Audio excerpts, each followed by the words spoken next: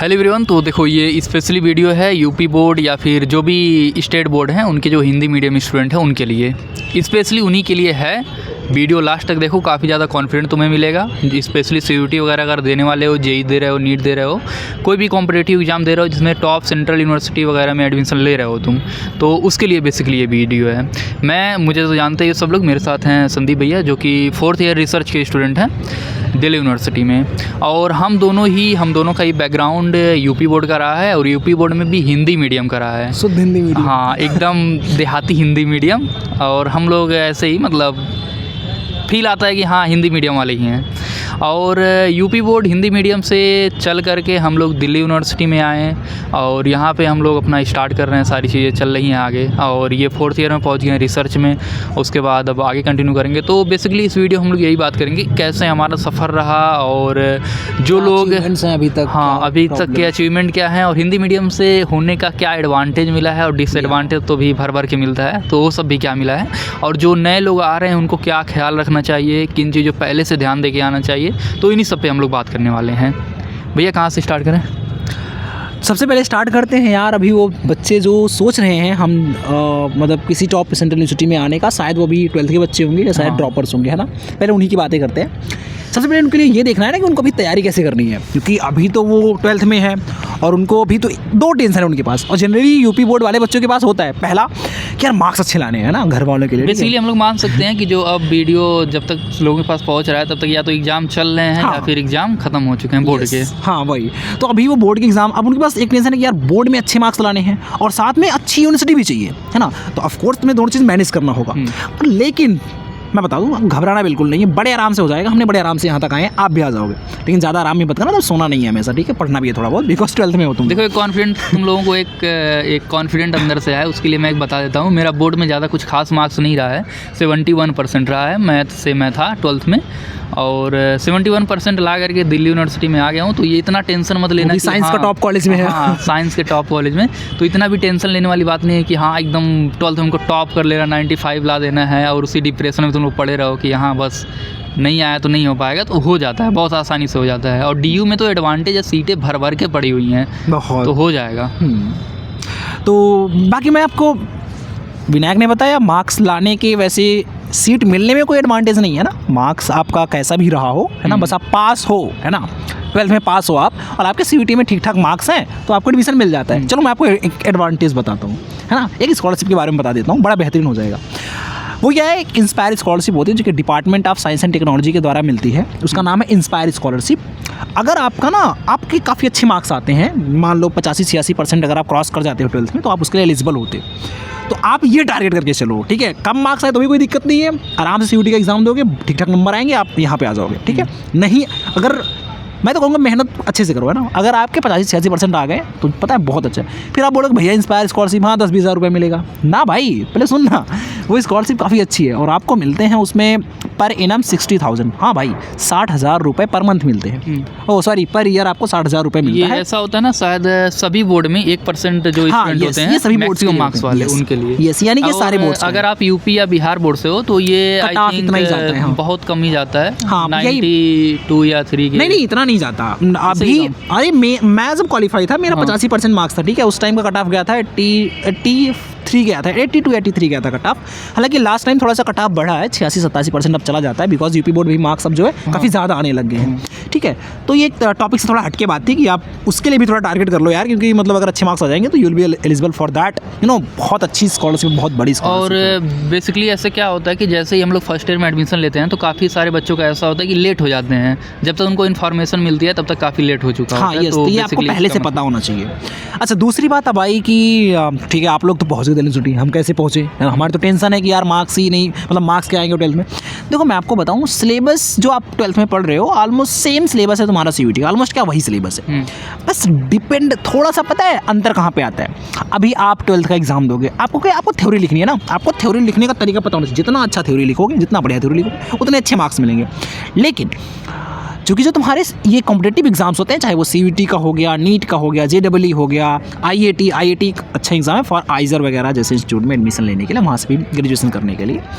तो आपको क्या करना है कि मतलब अभी आप क्या करो, आप जो थ्योरी पढ़ रहे हो ना आराम से एग्जाम के लिए, अपने बोर्ड एग्जाम के लिए, बस आराम से वही पढ़ो। बस केवल आप ये देखो क्योंकि क्वेश्चन पूछने का तरीका बदल जाएगा जब आप सीयूटी की तैयारी करोगे, है ना। सिलेबस वही, टॉपिक वही, बस तरीका अलग। वहाँ पे आपको मल्टीपल चॉइस के फॉर्म में क्वेश्चंस आएंगे, एमसीक्यू के फॉर्म में। हालांकि इतना वो आसान भी नहीं है, क्योंकि प्रॉब्लम क्या होता है ना, जो हमारा जो सीयूटी का एग्ज़ाम लेता है एनटीए, नेशनल टेस्टिंग एजेंसी, वो अलग अलग तरह के क्वेश्चंस बनाता है। मल्टीपल चॉइस क्वेश्चंस में भी वो मैच द फॉलोइंग टाइप के दे देगा, ट्रू फॉल्स दे देगा, असर्शन रीजनिंग दे देगा, है ना। बट इतना जिसमें मैं बोल रहा हूँ, आपको पहली बार सुन रहे होगे, लग रहा है कितना ही टफ होगा। बिल्कुल टफ नहीं है, थोड़ा सा प्रैक्टिस करोगे लगेगा यार हो जाएगा। और यूपी बोर्ड वाले हो, आराम से हो जाएगा। ये देखो, ये कॉन्फिडेंस रखो। ये सारी चीज़ें हम लोग इसीलिए बता रहे हैं क्योंकि जब हम लोग यूपी बोर्ड की बात करते हैं अपने कॉलेज में भी, तो एक हमें अपनेपन वाली फीलिंग आने लगती है। मतलब जो भी लोग मिलते हैं तो लगता है कि हाँ बस 9वीं 10वीं हमारे साथ पढ़े हुए हैं, ऐसी फीलिंग आती है। तो इसीलिए ये वीडियो काफ़ी लंबा भी होने वाला है, तो आराम से बैठो, तुम लोग देखते रहो, काफ़ी कुछ सीखने को मिलेगा। ये बढ़िया चीज़ है। और अगर आपके दिमाग में जरा से भी टेंशन है ना करियर को लेकर के, या आप किसी यूनिवर्सिटी में एडमिशन को लेकर, वो अब छुमंतर हो जाएगा, ठीक है। टेंशन नहीं लेना है। अच्छा, आपको लग रहा होगा अच्छा आप लोग बस बोल रहे हो, है ना। नहीं भाई, बता दिया विनायक ने क्या मार्क्स वगैरह था, फिर भी कितने अच्छे जगह पे हैं। उतना ही नहीं है, हम यहाँ पे आने के बाद हम नहीं रुके। हम लोगों ने काफ़ी अच्छी खासी अचीवमेंट्स, मेरी पर्सनल अचीवमेंट्स, अभी रिसेंटली मुझे एक इंटरनेशनल अवार्ड मिला था एक साइंटिफिक रिसर्च पेपर प्रेजेंट करने के लिए, ठीक है, एक कॉन्फ्रेंस में। उसी पेपर को मैंने दूसरी जगह किया था, दूसरे फॉर्मेट में था, वहाँ पे मुझे एक नेशनल अवार्ड मिला। आइजर पुणे से मुझे एक कैंपस कोऑर्डिनेटर का नेशनल अवार्ड मिला। इसके अलावा हम दोनों की ही अगर हम बात करें, हम दोनों ही हमारे कॉलेज में जो सोसाइटीज़ होती हैं, अब बोले सोसाइटी क्या होती है, जैसे सोसाइटी का मतलब क्या है, जैसे कि कॉलेज में क्या होता है ना, जैसे 12th बेस पे एनसीसी मान लेते हैं, ज़्यादातर लोग वही फिर भी कुछ जानते हैं। जगह वो चीज़ नहीं होती ना, तो इनको थोड़ा बेसिक ऐसे होगा। जैसे सोसाइटी का मतलब क्या होता है, जैसे जो डांस करने वाले बच्चे हैं ना, उनका एक अलग क्लब बना होता है, उनको एक कोई टीचर लीड कर रहा होता है। ऐसे ही सिंगिंग करने के लिए होता है, सोशल सर्विस करने के लिए होता है ना। और जो बच्चे, मान लो कुछ बच्चे डिबेट करने वाले हैं, उनको डिबेट मतलब क्या बोलते हैं, बहस, मतलब डिबेट, सॉरी बहस बोलूँगा अलग होता है, वार्ता। तो जो डिबेट करने वाले हैं, जो पोएट्री वगैरह करने वाले हैं, उन लोगों ने क्लब्स होते हैं, ऑफिशियल क्लब्स होते हैं, कॉलेज के अंदर इस्टेब्लिश होते हैं। उनको उसमें कोई एक टीचर होता है जो गाइड करता है, और एक लीडर होता है ना उनका। हम लोग भाई ऐसी जगह से निकल के आए हैं ना, मैंने बताया आप ही लोगों की तरह हैं भाई, गांव से आए हैं। लेकिन हम लोग हमारे कॉलेज की ऑलमोस्ट जितनी भी टॉप सोसाइटी, टॉप क्या लगभग सभी, चाहे छोटी बड़ी, हमने सब में ही लीडरशिप पोजीशन को हमने एक्वायर कर लिया। मैं तो 4th ईयर में हूँ, तो मैंने 3rd ईयर तक इन सब में काम किया, फिर मैंने छोड़ दिया भाई। अब मैंने कहा थोड़ा पढ़ाई में भी और ध्यान लगा लिया जाए। विनायक तो अभी भी कुछ सोसाइटीज़ में है। हाँ, मैं करंटली एक में वाइस प्रेसिडेंट हूँ एंड एक में सेक्रेटरी हूँ। यस। और बाकी मैंने फर्स्ट ईयर में तो काफ़ी एक्सप्लोर किया मैंने, लेकिन सेकेंड ईयर आते आते जो मुझे कुछ अच्छी लगी तो उनको मैंने पकड़ा हुआ है, बाकी को मैं धीरे धीरे छोड़ दिया। मैंने तो मेरा जो इस कॉलेज में काफ़ी अच्छा कंट्रीब्यूशन वो ये था कि जब मैं यहाँ आया, चूँकि मैं एक हिंदी माध्यम का छात्र था, और भाई सच बताऊँ ना तुमको, मतलब पल्ले नहीं पड़ता था यार मेरे को कि टीचर बोल क्या रहे हैं। यार हम हिंदी मीडियम वाले बंदे सीधे साधे, हमने हर चीज़ शुद्ध हिंदी मीडियम में पढ़ के आए हैं। और ये टीचर और यहाँ के लड़के भी भाई, यहाँ के लड़के लड़कियाँ सारे बच्चे हाई फाई अंग्रेजी बोल रहे हैं, और सब सर के ऊपर से जा रही है। ये उन्हें टेंशन पे टेंशन होने लगा। पता है, फिर हमने कहा यार लेकिन हम यूपी बोर्ड वाले, हम तो कुछ भी कर सकते हैं। और फिर हमने मतलब हिम्मत नहीं हारे, और फिर अभी क्या है, अभी तो पोजीशन हमने बताई दी हमने क्या क्या कर रखे हैं और क्या क्या अचीवमेंट्स हमारे आ रहे हैं, है ना। इतने तो ये अंग्रेजी बोलने वाले जो थे, अंग्रेजी मीडियम वाले, उनके भी नहीं है, ठीक है। हाँ, एक एडवांटेज हमारा ये रहता है ना कि हमारा स्टार्टिंग कॉन्फिडेंस हमारा एक्स्ट्रा होता है यार। हाँ, एक स्टार्टिंग से ही हमें टीचर उस क्वालिटी के या फिर उस लेवल के नहीं मिले होते हैं स्कूल से ही। तो हमारा एक रहता है कि हम अपने बेस पे जहाँ तक पहुँचते हैं, रगड़ रगड़ के अपने दम पे वहाँ तक पहुँचते हैं। हिम्मत करना जो हमारे अंदर वो हार्ड वर्क करना है, वो तो कॉलेज में भी ऐसी चीज़ें जब रहती हैं तो उतना हम लोग डिप्रेशन में नहीं जाते कि ये मार्क्स कम आ रहा है या फिर ऐसा कुछ हो गया। तो हमारा ये रहता है कि हाँ कर लेंगे, अभी नहीं करेंगे, लेकिन टाइम हमें भले लगेगा लेकिन हम कर लेंगे। तो ये हमारा एक एडवांटेज रहता है जो बाकी लोगों के पास नहीं रहता है। हाँ, तो मेरा ऐसे था ना, जब मैं फर्स्ट ईयर में आया ना यार, तो पता है मेरे फर्स्ट सेम में बच्चों ना बहुत कम मार्क्स आए थे। फर्स्ट सेम में बहुत कम मार्क्स थे, मतलब इतने भी कम नहीं थे।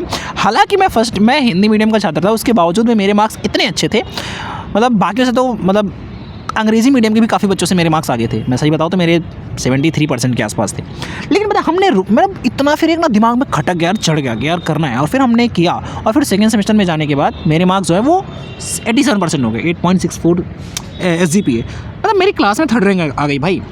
तो जो आपको लग रहा है ना कि यार मैं जाऊँगा, शहर वाले लोग होंगे, मैं उनसे बोल नहीं पाऊँगा, लड़े, करना पड़ेगा और हो जाएगा। और बताऊँ हिंदी मीडियम, हाँ मैंने बोला ना हमारे हिंदी मीडियम के लिए कुछ था ही नहीं यार इस कॉलेज में, सब अंग्रेजी मीडियम वाले। मुझे लगा बहुत गुस्सा, तो मैंने पता है क्या किया, फिर मैंने मैंने एकदम आंदोलन सा छोड़ दिया कि यार हिंदी के लिए कुछ तो होना चाहिए हमारे कॉलेज में। और फिर हमने बनाया हमारे कॉलेज में हिंदी परिषद, जो कि हिंदी को प्रमोट करने वाली सोसाइटी है हमारे कॉलेज की। मतलब वो एक ग्रुप ऑफ पीपल जो कि लीड कर रहा है और एक ऑफिशियल बॉडी है कॉलेज की, जिसमें कॉलेज में उसका एक क्या बोल सकते हैं, एक अच्छी खासी पोजीशन है। और उसके बाद हमने जब ये बनाया तो वो ऑफिशियली बन गई, हमें उसके लिए फंडिंग भी मिलती है, हम उसमें इवेंट्स भी करवाते रहते हैं, बहुत सारा प्रोग्राम कराते हैं हम। पता है बहुत बड़े बड़े लोगों को फिर हमने बुलाया, राजभाषा विभाग के हमने अधिकारियों को बुलाया, और मतलब काफ़ी लोगों को हमने बुलाया, और अक्सर हम बुलाते हैं बड़े बड़े प्रोफेसर को हमारे यहाँ आते हैं, हमें वर्कशॉप कराते हैं, हमें सिखाते हैं हिंदी के बारे में, किस तरह से हिंदी को प्रमोट करना है, वो सारी चीज़ें। तो मैं कह रहा हूँ अगर हमने ये सब करा है ना तो आप भी कर लोगे। और अभी आपके लिए तो सबसे पहले एग्जाम क्वालीफाई करना, ये आराम से हो जाएगा, चिंता नहीं करना। बट हाँ, अभी से ही थोड़ा सा ट्राई करो कि जो चीज़ें आप पढ़ रहे हो, मैंने बोला थ्योरी वही पढ़ना है, बस आप थोड़ा सा क्या करो, अब ट्यूशन प्रैक्टिस स्टार्ट कर दो ना। किसी भी आप जाओ दुकान पे, किसी भी पब्लिकेशन, किसी भी प्रकाशन का कोई सा भी एक सीयूटी के लिए बुक ले लो, बस आपको जिसमें PYQ दिया हो, पिछले साल का दिया हो, ताकि आपको आइडिया लग जाए। लेकिन एक चीज़ ध्यान देना, क्योंकि अभी हम लोग 12th बेस पे हिंदी में प्योर एकदम हिंदी वाले रहते हैं, तो ऐसा भी मत करना कि इंग्लिश का बुक उठा लाओ तो स्कोरिंग में तुम्हारे प्रॉब्लम हो जाएगी। अभी CUET का एग्जाम एकदम हिंदी इंग्लिश दोनों में होता है, तो तुम मार्क्स हिंदी में दे करके मार्क्स ज़्यादा स्कोर कर सकते हो। उसके बाद आओ यहाँ कॉलेज में, फिर उसके बाद अपना इंग्लिश में धीरे धीरे ट्रांसफॉर्म होना शुरू करो। यस। और एक चैलेंज आपको आएगा, फिर आप बोलोगे यार मतलब यार तुम्हें पता जो कॉन्फिडेंस है ना स्टार्टिंग में नहीं था, हमें पता केवल हिंदी बोलना आता था, अभी तो हम काफ़ी इंग्लिश भी बोल लेते हैं, काफ़ी क्या मतलब बेहतर हो गई यार, काफ़ी हिंदी और हिंदी इंग्लिश दोनों ही हमारी। और हमारे लिए एडवांटेज भी है कि हम लोगों को हिंदी और इंग्लिश दोनों में हमारे पास अच्छा खासा पकड़ हो गया है ना, तो ये आप लोगों के लिए भी होगा। और ये चीज़ें मतलब जब आप आओगे ना, तो हम बाद में जब आप एडमिशन ले लोगे आ जाना, फिर हम बताएंगे आपको कि किस तरह से आपको इंग्लिश सीखना है, क्योंकि सीखना तो पड़ेगा, सब कुछ इंग्लिश में ही पढ़ना होता है, एग्जाम इंग्लिश में लिखना है। आप कहीं पर भी जाते हो, किसी कॉन्फ्रेंस में जा रहे हो, किसी साइंटिफिक जगह पर जा रहे हो, तो वहाँ आपको English he medium of expression होती है, यानी इंग्लिश में ही आपको वहाँ बात करनी पड़ती है लोगों से। ये सब सीखना कैसे है, अभी आपको जो डर लग रहा है इंग्लिश कैसे बोलेंगे सीखेंगे, यार हम सही बताया ना, हम 6 महीने में सब कुछ तो नहीं, बट काफ़ी हद तक हमने 6 महीने में एक्वायर कर लिया था, और 1 साल 2 साल बीतते हम काफ़ी हद तक एक्सपर्ट बन गए। ठीक है, और ये आप भी कर लोगे। ये सब कैसे करना ये हम बाद में डिस्कस कर लेंगे, पहले अभी आप कॉलेज में आ जाओ, इस तक की हम आपके लिए प्रिपरेशन। ऐसी भी चीज़ें होती है ना कि कई लोग सोचते हैं कि DU वगैरह है, दिल्ली में है, इतने टॉप यूनिवर्सिटी का है, कॉलेज इसके टॉप हैं, तो इतना ज़्यादा मतलब यहाँ पे मॉडर्न लोग होंगे, तो ऐसा भी कुछ नहीं है एकदम। हम लोगों को क्योंकि नहीं, पहले पता है यहाँ मॉडर्न लोग होते थे। हाँ। अभी मैं तुम्हें सच बताऊँ, पता है क्या है, ये तुम लोग बताओ ना, CUET आगे ना बहुत अच्छा हो गया हमारे लिए। मतलब हम जैसे स्टेट बोर्ड के बच्चों के लिए पहले क्या होता था, कुछ बोर्ड्स ऐसे होते थे ना जिनके जेन्युइनली मार्क्स ज़्यादा आते थे। हाँ। मतलब भाई उनके बोर्ड वाले ही उनके मार्क्स ज़्यादा दे देते थे, और चूंकि एडमिशन पहले होता था 12th के मार्क्स के बेसिस पे, और तुम्हें पता है यूपी बोर्ड के बच्चों के वैसे ही मार्क्स कम आते हैं, घिसते पिटते हुए बच्चे 80-82% लेकर के आते हैं, उनको एडमिशन ही नहीं मिलता था। अब क्या हुआ, क्योंकि हम तो पहले भी मेहनत करते थे, अब हमारा बोर्ड ही हमको कम मार्क्स देता था, हमारी गलती थोड़ी ना। अब हो गया अच्छा, अब ये होता है नॉलेज की बेसिस, सबके लिए यूनिफॉर्म सिस्टम है, सबको एग्जाम क्वालीफाई करना है, और हम एग्जाम क्वालीफाई करते हैं। और रीज़न क्या है, ये ले भाई सारे यूपी बिहार के बच्चे हमारे कॉलेज में, हर कॉलेज में भरे पड़े हैं। देखो यहाँ कई सारे लोग ऐसे हैं जिनका बोर्ड में 71-72 आ गया, और वो लोग जेई या नीट में एकदम फोड़ दिए हैं, तो तभी वो लोग IIT वगैरह में एडमिशन नहीं ले पाए, क्योंकि जाहिर सी बात है यूपी एंड बिहार के जनरली ऐसे बच्चे मिलते हैं जिनके बोर्ड में कम है, लेकिन जेई नीट में वो लोग फोड़ रखे हैं। तो वो लोग जब यहाँ आते हैं तो ऐसा भी होता है कि कई बार उन लोगों को पसंदीदा कॉलेज नहीं मिल पाता है, तो फर्स्ट ईयर में वो लोग इतना अच्छा मार्क्स लाते हैं कि सेकेंड ईयर में वो लोग माइग्रेशन वगैरह लेकर के बहुत अच्छे कॉलेज में चले जाते हैं, DU में। हाँ, ये भी अगर DU की मैं बात बोलूँ, जैसे अगर आपको आपने जिस भी कॉलेज को, मान लो आपने नॉर्थ कैंपस के टॉप कॉलेज को आपने टारगेट किया, ठीक है, वैसे डिपेंड करता है कि आपको कौन सा कॉलेज चाहिए, depends on your also your course है ना, कोर्सेज पे डिपेंड करता है। हो सकता है आप जिस कोर्स को टारगेट कर रहे हो वो नॉर्थ कैंपस में है ही नहीं, जैसे मेरा ही हो गया, मुझे बायोमेडिकल में पढ़ना था, मुझे बायोमेडिकल कोर्स अच्छा लगा, बट नॉर्थ कैंपस में है ही नहीं। साउथ के 2-4 कॉलेजेस, 3 ही कॉलेजेस में है, जिसमें से टॉप कॉलेज हमारा ही ANDC वाला, तो हम यहीं पर एडमिशन ले लिया, डिपेंड करता है। और दूसरा चीज़ क्या होता है कि अगर आपको मान लो आपके पसंदीदा कॉलेज में आपको एडमिशन नहीं मिला, हो सकता है आपके मार्क्स थोड़े से कम थे, तो माइग्रेशन सिस्टम होता है। आप फर्स्ट ईयर में अच्छे से मेहनत कर दो, और उसके बाद फर्स्ट ईयर के बाद माइग्रेशन होता है। मतलब क्या होता है, अगर आपके मार्क्स थोड़े ठीक ठाक आ गए फर्स्ट ईयर में, तो आप जो है अपने मन पसंदीदा कॉलेज में अप्लाई कर सकते हो कि यार मेरे मार्क्स ठीक है, आप अपने कॉलेज में मेरा एडमिशन ले लो, फिर आपको सेकेंड ईयर में एडमिशन दूसरी जगह पे हो जाएगा। ये तो खैर तुम लोग आओगे उसके बाद की बात है, लेकिन एक चीज़ मैं बताऊंगा, ज़्यादातर जो गांव वगैरह के बच्चे होते हैं उनका एक प्रॉब्लम आ जाता है फॉर्म के टाइम पे ही CUET में, कुछ उल्टा पुल्टा वो लोग बहुत होता है, भर लेते हैं। बेसिकली प्रॉब्लम इसलिए आता है क्योंकि लोग अपने खुद से नहीं भरते हैं फॉर्म को, दुकान वगैरह पे जाते हैं, दुकान वगैरह वालों को पता नहीं है, अभी CUET जल्दी चालू हुआ है, तो बेसिकली ज़्यादातर पता नहीं रहता, कुछ भी भर देते हैं। पता है, एक तो जल्दी वाली बात नहीं है कि जल्दी हुआ है, अब 3 साल 4 साल हो गए भाई। अभी प्रॉब्लम क्या है ना, बिकॉज CUET का फॉर्म भरना बड़ी कॉम्प्लेक्स चीज़ है, क्योंकि उसमें एक होता है ना सब्जेक्ट मैपिंग, तुम्हें वो आना बहुत ज़रूरी है। मतलब मैं बताऊँ तुमको, जैसे तुम्हें अगर मान लो BHU में एडमिशन लेना है, DU में, किसी भी यूनिवर्सिटी में लेना है, पता है हर यूनिवर्सिटी का हो सकता है कि उसके सब्जेक्ट अलग अलग डिमांड कर रहा हो। कोई बोले कि आप मेरे को बस, आपको बायोलॉजी वाले पेपर में चाहिए, आप बस बायोलॉजी के मार्क्स लेके आ जाओ। एग्जांपल के लिए जामिया मिलिया इस्लामिया, उसमें बायोलॉजी में, बायोलॉजिकल डिपार्टमेंट में आपको एडमिशन चाहिए, BSc करना है, तो आपको केवल बायोलॉजी के मार्क्स कंसिडर करता है। वहीं पर अगर आप DU में आओगे तो वो बोलता है कि आपको अगर बायोलॉजी बेस्ड किसी भी सब्जेक्ट में एडमिशन लेना है तो आपको CBT में फिजिक्स, केमिस्ट्री, बायोलॉजी, ये 3 पेपर देना कंपलसरी है। इसके बेस पे आपका मेरिट बनेगा और प्लस कोई एक लैंग्वेज में आपको क्वालिफाई करना है। अगर तुम लोगों के लिए जनरली अगर बात हम लोग करें सिंपल सा कौन सा सब्जेक्ट लेना चाहिए CBT में, तो देखो जो तुम लोगों ने 3 सब्जेक्ट अपना पढ़ रखा है 12th कोर पेपर प्लस, जैसे मान लो फिजिक्स केमिस्ट्री मैथ या फिजिक्स केमिस्ट्री बायो है, तो वो तो तुम ले लो मतलब आंख बंद करके। इस क्राइटेरिया में अगर BA में कोई जाना चाहता हो साइंस वगैरह से BA में, तो उनका थोड़ा सा अलग हो जाता है कुछ यूनिवर्सिटीज़ में, जैसे कि ये हो गया इलाहाबाद यूनिवर्सिटी, BHU का भी है, उनको वो देना पड़ता है ना, जनरल नॉलेज का थोड़ा सा अलग हो जाता है। लेकिन मोटा मोटा अगर हम लोग बात करें तो 3 सब्जेक्ट जो तुमने 12th में पढ़ रखा है, उसके साथ में एक लैंग्वेज, तो लैंग्वेज में ज़्यादा स्कोर तुम हिंदी में करोगे तो हिंदी तो तुम लोगे ही, और साथ में एक जनरल टेस्ट ले सकते हो। ऑप्शनल में किसी अदर यूनिवर्सिटी में जाना चाहो तो इन सब्जेक्ट से लेकर के मैक्सिमम यूनिवर्सिटी को तुम टारगेट कर लो जो भी टॉप यूनिवर्सिटीज़ हैं। लेकिन वैसे इसके मतलब फिर भी यार, मतलब ऐसा एक होता है ना, हम कभी कभी ऐसा भी होता है कि हम सोचते हैं यार मैक्सिमम को टारगेट कर रहे हैं, बट उसके चक्कर में मुझे कोई भी नहीं मिला, क्योंकि आप सारे पेपर्स में अच्छा करने के चक्कर में आपको किसी भी पेपर में अच्छा नहीं होता। ट्राई करना फिजिक्स केमिस्ट्री और ये जो भी तुम्हारा मतलब जो तुम्हारे 3 डोमेन पेपर, चाहे फिजिक्स केमिस्ट्री बायोलॉजी हो, फिजिक्स केमिस्ट्री मैथ हो, या फिर तुम्हारा हिस्ट्री इकोनॉमिक्स, क्या बोलते हैं हिंदी, अरे ये सॉरी यार हिंदी वाले अपने भाई लोग, सॉरी, मतलब जैसे तुम्हारा हो गया इतिहास, भूगोल, नागरिक शास्त्र हो गया, ठीक है, आपका भौतिक हो गया, रसायन हो गया, क्या बोलते हैं जीव विज्ञान हो गया, ये गणित हो गया, ये सारे पेपर्स हैं ना जो आपके मेन पेपर हैं तीनों, उसमें आप अच्छे से धीरे मेहनत करना, उसमें अच्छे खासे मार्क्स लेके आना। और क्योंकि जो तुम्हारा हिंदी का होता है ना, वो लगभग क्या सब में ही जो तुम्हारा, मैंने बोला एक लैंग्वेज पेपर होता है, उसमें आप हिंदी या इंग्लिश या किसी और लैंग्वेज को चूज़ कर सकते हो। आपके लिए अच्छा होगा हिंदी चूज़ करना, उसमें बस आपको 30% लाना होता है, बस आपको पास करना होता है उस पेपर को। तो आप उसको ज़्यादा मेहनत नहीं करना, बट इसका मतलब ये भी नहीं कि आप उस पर ध्यान ही मत दो, क्योंकि नहीं हो सकता उसमें आपके मार्क्स कम आ जाए, मतलब फेलियर हो जाए, और तगड़ा हो जाता है। वैसे हिंदी मीडियम का तो हो जाता है जनरली, बट पता है मैंने किसी को ऐसा देखा है, जब मैं 2023 बैच में एक एडमिशन के लिए मेरे पास आया था एप्लीकेशन, तो उसके साथ प्रॉब्लम क्या हुआ था, उसने गलती से इंग्लिश चूज़ कर लिया था लैंग्वेज में, और वो स्कोर नहीं कर पाया। और जब मैंने बोला हिंदी क्यों नहीं लिया, कह रहा यार मेरा हिंदी और भी वीक था।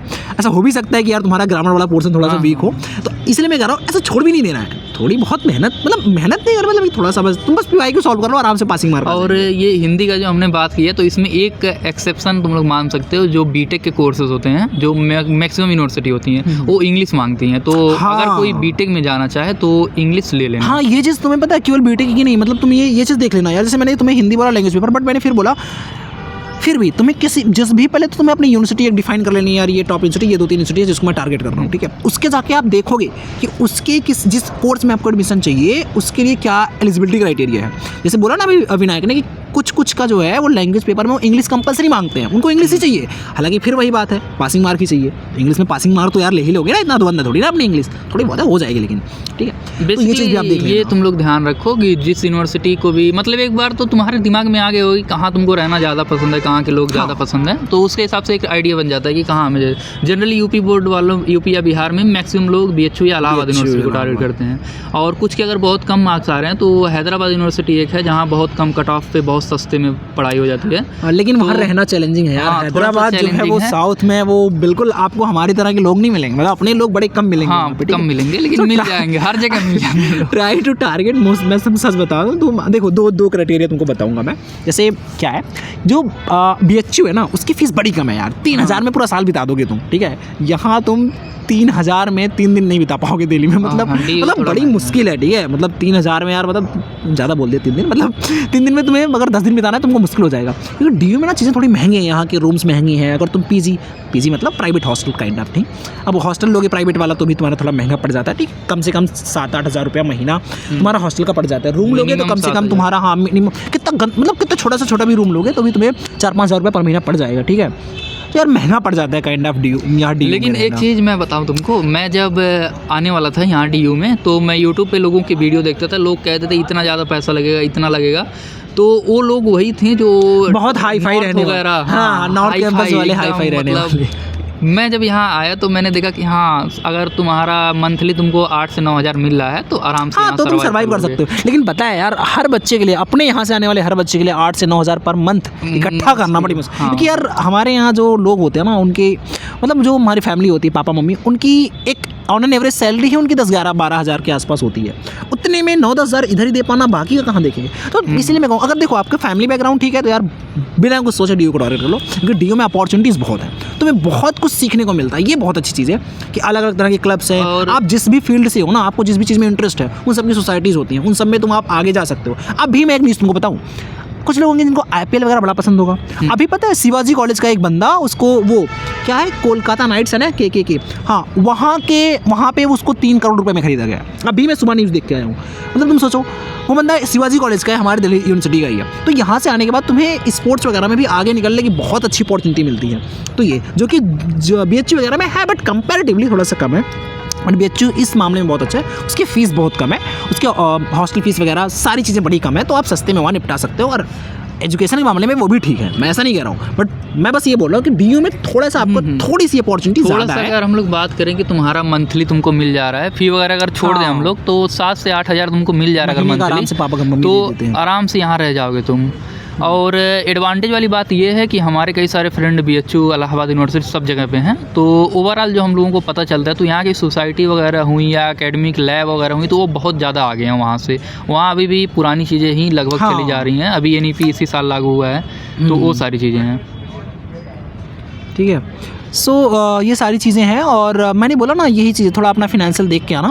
और यहाँ पे आने के बाद भी जैसे कुछ लोग होंगे यार, मतलब सोचते होंगे यार पढ़ना तो DU में है, लेकिन पैसे उतने हैं नहीं, घर वाले मतलब 5-6 हज़ार दे पाएंगे, तो फिर क्या करोगे ना, तो आपको अलग से पैसे कमाने का कुछ जुगाड़ करना पड़ेगा। भाई करना तो पड़ेगा, देखो है ना, कि पढ़ना है तो ऐसे में क्या करना है, यहाँ पर आने के बाद हाँ कुछ तरीके होते हैं पैसे कमाने के। पहला तो होम ट्यूशन्स वगैरह अगर आपको मिल जाता है, आप जहाँ पे भी रहते हो, तो जनरली होम ट्यूशन से 5-6 हज़ार रुपया बड़े आराम से ले सकते हो पर महीना। ठीक है, 5-6 हज़ार 7 हज़ार तक मिल सकता है, depend on the home tuitions, वो कर सकते हो।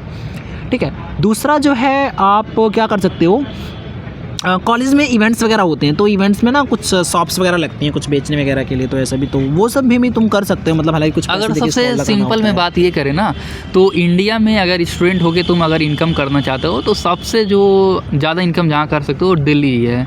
बगल में हाँ, नोएडा यहाँ है, तो कुछ भी तुम बहुत कर सारे सकते हो। भरमार पड़े हैं हर तरीके के जॉब के। बस ये है, तुमको अगर पैसे की प्रॉब्लम है तो थोड़ा सा अपने तरफ से एफर्ट तो करना पड़ेगा। मतलब पढ़ाई कर रहे हो, साथ में कुछ काम भी करना पड़ेगा, तो बाकी बहुत सारे काम हैं। और अगर पता भरमार है, पड़े हैं। और अगर अब जैसे आप उसमें पोइट्री वगैरह में मतलब शायरी वायरी आप कर लेते हो, अच्छा खासा शेरो शायरी कर लेते हो, लिख लेते हो अच्छा खासा कविता कहानी, और थोड़ा डिबेट वगैरह अच्छा कर सकते हो, तो यहाँ पे पता है डिबेटिंग में हर महीना कुछ ना कुछ कंपटीशन होता रहता है। ठीक है, इन सबका हर किसी न किसी कॉलेज में हर महीने 2-4 होते रहते हैं, और उनमें बड़े अच्छे प्राइजेस होते हैं, 2-2 हज़ार 3-3 हज़ार रुपये प्राइजेस होते हैं। तो ये भी हो सकता है, अगर आप इन सब में बड़े अच्छे हो आपकी स्किल्स हैं इनमें, तो आप जो है ये प्राइजेस जीतते रहो। अब और उसके बाद इससे भी आपके काफ़ी हद तक खर्चे जो है आ जाते हैं। लेकिन ये है कि उसके लिए आपको उसमें थोड़ा एक्सपर्ट होना पड़ेगा, क्योंकि भाई अब पता है ना, आपके जैसे हज़ारों लोग उस कंपटीशन में पार्टिसिपेट करते हैं ना, आपको जीतना है उनसे, तो ऐसा भी नहीं आप कर नहीं सकते, आप कर सकते हो। और काफ़ी सारे लोग हमारे ही यूपी बैकग्राउंड से आकर के यहाँ पे कर रहे हैं। हाँ, अच्छे खासे। मैक्सिमम लोग वही।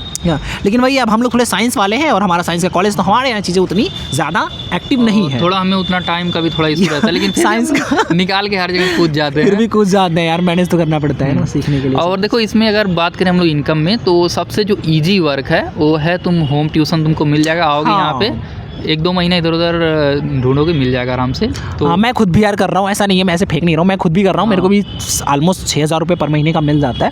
ठीक है, इससे पहले मैं 2 जगह पढ़ाता था, तो मुझे एवरेज 9.5 हज़ार रुपये मिलते थे। ठीक है, पर मंथ। अभी तो मैं एक ही जगह पढ़ा रहा हूँ, और बहुत ज़्यादा नहीं पढ़ाना होता यार, मतलब पता है एक पर डे 1 घंटा मैक्सिमम पढ़ाना होता है, और डिपेंड करता है डिपेंड करता है आपको कैसा ट्यूशन मिला है। कहीं पे लोग ज़्यादा टाइम की भी डिमांड करते हैं पैसे के अकॉर्डिंग, कहीं पे होता है हफ्ते में 4 क्लास लेनी है, हफ्ते में 5 क्लास, वो डिपेंड करता है ना होम ट्यूशन, तो उसके अकॉर्डिंग आप चूज़ कर सकते हो।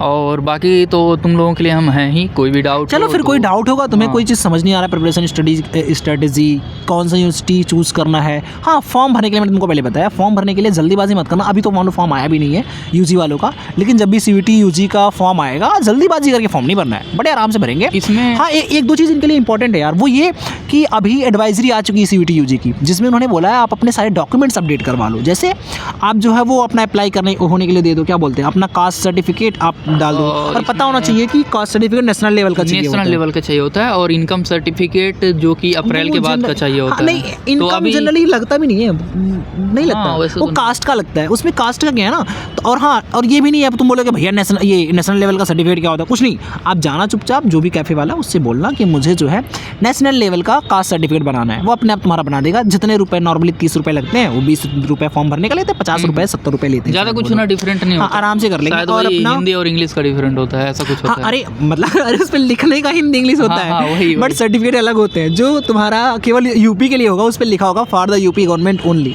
जो तुम्हारा नेशनल लेवल होता है उस पर लिखेगा for the country in India anywhere, ऐसे करके उसमें लिखा होता है। ये सब सर्टिफिकेट तुम लोग अप्रैल में ट्राई करना कि बनवाओ, क्योंकि लेकिन अभी मतलब एक बार पता कर लो कहाँ पे बने, बिकॉज एडवाइजरी आ गई है। और जो सबसे इंपॉर्टेंट चीज़ है उनका ये आधार कार्ड का अपडेट करना। उसमें लिखा है कि अगर आपको किसी भी तरह का आधार अपडेट करवाना है तो आप सब पहले से करवा लो। तो एडवाइजरी एक बार चेक कर लेना, नहीं तो हम उस पर अलग वीडियो बना देंगे जो सीईटी की आई हुई है अभी। एंड बाकी तो जितने भी इन्फॉर्मेशन ऐड होते हैं एडमिशन में, तो आधार के बेस पे कुछ नहीं होता है। बेसिकली सारा तुम्हारा 10th के मार्कशीट पे जो रहता है वही सारा होगा। हाँ, बट फिर भी यार क्योंकि हाँ, अपने सेफ्टी के लिए, क्योंकि उन्होंने एडवाइजरी में लिखा है इस बार ही, तो क्योंकि अच्छा नहीं ये भी होता है यार, पता है क्या है, क्योंकि जब आप फॉर्म रजिस्टर करते हो सीईटी का ना, तो दो तरीके से कर सकते हो। एक तो आप मैनुअल रजिस्ट्रेशन कर सकते हो, एक आधार के बेस पे कर सकते हो। उसमें क्या करना होगा, आप अपना आधार नंबर डालोगे और उसके बाद आपके नंबर पे OTP आएगा, वो उसमें डालोगे। आपकी जो बेसिक डिटेल्स है वो आपके आधार से एज सच कैप्चर कर ली जाएंगी। एक तो ये होता है। दूसरा मैनुअली होता है कि आप अपने 10th के मार्कशीट के बेसिस पे, रिजल्ट के बेस पे, जो क्योंकि 10th का जो आपका मार्कशीट होता है वो आज आपका एज अ बर्थ सर्टिफिकेट और एज अ आपका नॉर्मल डिटेल्स के लिए सर्टिफिकेट की तरह यूज़ किया जाता है, तो वहाँ से आप डिटेल्स उसको डाल सकते हैं। जी, इसमें थोड़ा और हम लोग ऐड करना पड़ेगा। क्या चीज़? क्लासेस वगैरह का। क्या क्लासेस? यहाँ पे क्लासेस कैसे होती हैं? हाँ, अरे यार मतलब क्लासेस क्या है, वैसे ही है जैसे तुम्हारे होती हैं, ठीक है। यहाँ पे बस थोड़ा सा क्या है, अगर आपने मतलब यूपी बोर्ड में भी अगर आप अच्छे स्कूल में पढ़े हो तो समझ लो सेम वैसे ही है जैसे यूपी बोर्ड के अच्छे स्कूल्स होते हैं। अब मैं थोड़े से लो स्कूल्स में था, जैसे हमारे यहाँ प्रोजेक्टर वगैरह स्मार्ट बोर्ड नहीं हुआ करता था। अब यहाँ पे थोड़ा प्रोजेक्टर है, स्मार्ट बोर्ड्स हैं। हाँ, लैबोरेटरीज वगैरह यहाँ पे हाँ ये होती हैं। साइंस वाले बच्चों, अगर तुम साइंस के हो और तुम्हें साइंस कोर्स में लैब अच्छे मिलेंगे तुमको, तुमको थोड़ा लगेगा हाँ यार तुम हो अच्छी जगह आए हो, ऐसा नहीं है। और DU लाइक मैं तुमको सच में बोलूँ, अंडर ग्रेजुएट करने के लिए बहुत अच्छी जगह है DU, लेकिन वही है कि आपको पैसे वगैरह का देखना है। टीचर वगैरह का थोड़ा कई बार हम लोगों के लिए स्पेशली प्रॉब्लम हो जाता है, क्योंकि मैक्सिमम जो टीचर होते हैं, जैसे जो ये फिजिक्स हुआ, मैथ हुआ, इन सब बैकग्राउंड से जो है, केमिस्ट्री, ये सब बेसिकली IIT दिल्ली हुआ, JNU हुआ, इन सब से आए होते हैं। और इनको लगता है कि यहाँ जितने लोग बैठे हुए हैं सभी लोग एकदम अंग्रेजों के स्कूल से ही आए हैं। मतलब फील वही होता है कि जैसे लगता है कि इनको नज़र में सब लोग इंग्लैंड से उठा करके क्लास में रख दिए हों और ये इंग्लिश में लेक्चर देते चले जाएंगे। तो इतना दिक्कत वाली बात नहीं है, हो जाता है। लेकिन मतलब पता है फिर भी हमें समझ आता है, मतलब स्टार्टिंग में दिक्कत होता है, बट स्टार्टिंग में बाद में सारा, जैसे अभी हम वही जितने खुश अभी हम दिख रहे हैं तुमको ना, हंसते हो बोले एग्जैक्टली हम हैं अब। मतलब पहले ऐसा नहीं होता था, हम भी आए थे तो ऐसा लगता था हमेशा मुंह बना रहता था, कुछ समझ नहीं आ रहा तो मुंह तो बना ही रहेगा। बट हाँ हो गया यार, सब कुछ हो गया। और हाँ ये ना सोचना हमारे मार्क्स नहीं आते, ठीक ठाक आते हैं यार। स्पेशली जो फर्स्ट सेम होता है उसमें ज़्यादा टेंशन होती है लोगों को। हाँ, क्योंकि उन्हें पता नहीं होता ना क्वेश्चन पेपर कैसे आएगा, एग्जाम कैसे लिखना है, लॉट ऑफ। उसमें तुम लोग ये करो यार, अपने कॉलेज में देखो बहुत सारे लोग मिल जाएंगे तुमको हिंदी मीडियम के, और जो तुम्हारे सीनियर ना CBT के बाद तो भरे पड़े हैं अपने उनको पकड़ोगे, वो एकदम प्यार से तुमको समझाएंगे। और बाकी थोड़ा सा एटीट्यूड वगैरह वाला जो होता है ना, वो नहीं होता है, तो वो काफ़ी अच्छी, बहुत फ्रेंडली लोग होते हैं यहाँ पे। तुम्हें लगता है ना सीनियर्स होंगे वो तुम्हें बुली करेंगे, तुम्हें रैगिंग लेंगे। DU में तो ऐसा बिल्कुल नहीं है, रैगिंग बड़े फ्रेंडली, बड़े अच्छे लोग होते हैं। और साइंस वाले बच्चे जेन्युइनली बड़े अच्छे होते हैं। हाँ, ये आर्ट्स और ह्यूमैनिटीज़ वाले में थोड़ा सा हो सकता है ना, जो वो इतिहास भूगोल पढ़ने वाले हैं थोड़े से। हमारे यहाँ तो बड़े अच्छे होते हैं साइंस, कॉमर्स वगैरह वाले होते हैं वो थोड़े से। मैंने बोला ना साइंस वाले थोड़ा ठीक लगता है कि हाँ वो लोग थोड़े से दिखावा वगैरह वाले ज़्यादा हैं। हाँ, क्योंकि वो मेहनत का फ़र्क पड़ जाता है ना भाई साइंस वालों को थोड़ा सा। खैर ऐसा नहीं है यार, अगर तुम किसी और सब्जेक्ट प्रिपेयर कर रहे होगे तो यार उसे हर्ट होगा यार, ये क्या बोल रहे हैं हमारे भाई। लेकिन कॉमर्स वगैरह का कट ऑफ काफ़ी ज़्यादा जाता है DU में। हम ही लोग कॉलेज में है, जैसे कि मेरा जो डिपेंड करता है, फिजिक्स जैसे हुआ कि उसमें कम जाता है, लेकिन आप में ज़्यादा जाता है। BMS वगैरह हुआ। हाँ, मतलब वो डिपेंड, मैंने रीज़न बोला ना, क्योंकि कोर्स है, मैंने बोला जैसे बायोमेडिकल का टॉप कोर्स ही यही है। अब क्योंकि किसी बच्चे ने सोच ही रखा है उसको बायोमेडिकल में ही पढ़ना है, तो यार ऑफ कोर्स चूँकि टॉप कोर्स ही ये तो ऑफकोर्स कट ऑफ इसका हाई जाएगा। तो डिपेंड करता है ना, अगर जैसे किसी सब्जेक्ट के लिए इस कॉलेज से भी अच्छे कॉलेज हैं तो वहाँ के कट ऑफ हाई होंगे और इसके कंपैरेटिवली थोड़े से लो होंगे। तो इस तरह से चूँकि डी में बहुत सारे कॉलेज हैं और एक ही कोर्स हो सकता है कि अलग अलग कॉलेज में भी चल रहा हो, तो उसके अकॉर्डिंग जो है उनका ग्रेडियंट बन जाता है। जो टॉप कॉलेजेस होते हैं उनके थोड़े ज़्यादा होते हैं कट ऑफ्स, और जो थोड़े लो ग्रेड के कॉलेजेस होते हैं या मतलब जिनमें लो ग्रेड हो जाते हैं तो उसमें थोड़ा सा कंपेरेटिवली घटता चला जाता है। और ऐसा भी होता है ना कि 12th बेस पे अगर अदर सब्जेक्ट में देखें तो मार्क्स ज़्यादा इसको लोग कर लेते हैं कई सारे सब्जेक्ट में, जैसे कि कॉमर्स वगैरह कट ऑफ इसीलिए भी हाई जाता है क्योंकि उसमें मार्क्स थोड़ा स्कोर करना ईजी होता है। तुम्हें पता है, एक चीज़ बताओ, तुमको पता है मार्क्स वार्क्स का टेंशन नहीं लेना है कि मतलब मार्क्स कम आए ज़्यादा, क्योंकि हाई जाने का, क्योंकि हाई क्या मतलब देखो, पेपर ईजी है तो सबके लिए है, टफ अगर तुम्हें एग्जाम दे के आए तुम्हें लग रहा है टफ है तुम्हारा पेपर, तुम्हारा नहीं है भाई, सबका टफ है फिर, क्योंकि टफ हो वो जेन्युइनली होता है। अब एग्ज़ाम टफ होगा तो कट ऑफ कम जाएगा। अब कट ऑफ मतलब कुछ नहीं होता यार, एक बेसिक मार्क्स जितने में तुम्हें एडमिशन मिल जाएगा, ठीक है।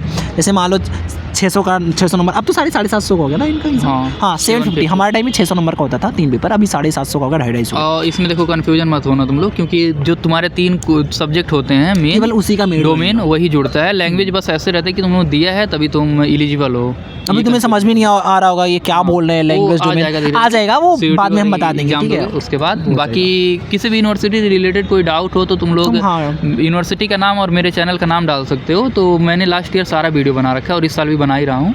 और बाकी नीचे मैं व्हाट्सअप चैनल का भी लिंक दे दूँगा, तो वहाँ तुम लोग ज्वाइन कर लेना, वहाँ डाउट वगैरह पूछ सकते हो। और कोई भी डाउट हो कमेंट में भी पूछ सकते हो, हम दोनों ही सॉल्व कर देंगे वहीं पे। और किसी को अगर कोई ऑलरेडी बैचलर का स्टूडेंट देख रहा है जो बीएससी फर्स्ट सेकंड या थर्ड ईयर में, अगर उन्हें और हायर लेवल का जानकारी लेना है जैसे एमएससी के लिए या पीएचडी के लिए, एमए के लिए या मास्टर्स पीएचडी के लिए, तो मैं तो 4th ईयर में हूँ अभी, तो तुम मेरे चैनल के लिए भी है, उसमें तुम कमेंट वगैरह कर देना है, जो भी मैं उसके लिए अलग से वीडियो वगैरह बना के डाल देंगे हम लोग। मतलब आपका बैचलर लेवल का भी, मतलब बैचलर मतलब समझ रहे हो 12th के जस्ट बाद होने वाला, और मास्टर्स मतलब जो बीएससी करने या बीए करने के बाद की जो वीडियो काफ़ी लंबा हुआ, लेकिन उम्मीद है कि काफ़ी एंजॉय किया होगा इन्होंने। एंजॉय से ज़्यादा इन्फॉर्मेशन मिला होगा और आपको थोड़ा मोटिवेशन आया होगा। मतलब ऐसा नहीं है, चिंता नहीं करना है, अभी बहुत सारे लोग हैं तुम्हारे यहाँ पे, तो कोई दिक्कत नहीं है, ठीक है। बाकी मिलते हैं बाद में। चलो मिलते हैं बाद में, कहाँ यहीं मिलेंगे, यहीं आना, ठीक है। एडमिशन मिल जाएगा, चिंता मत करना, और आ जाना मिलने, फिर डीओ में ही मिलोगे तुम लोग। चलो बाय बाय।